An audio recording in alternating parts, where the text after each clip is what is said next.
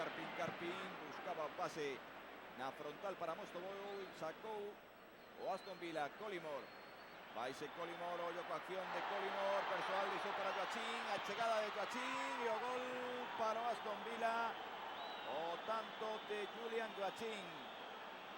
Prácticamente lle serviu en bandexa o gol Collymore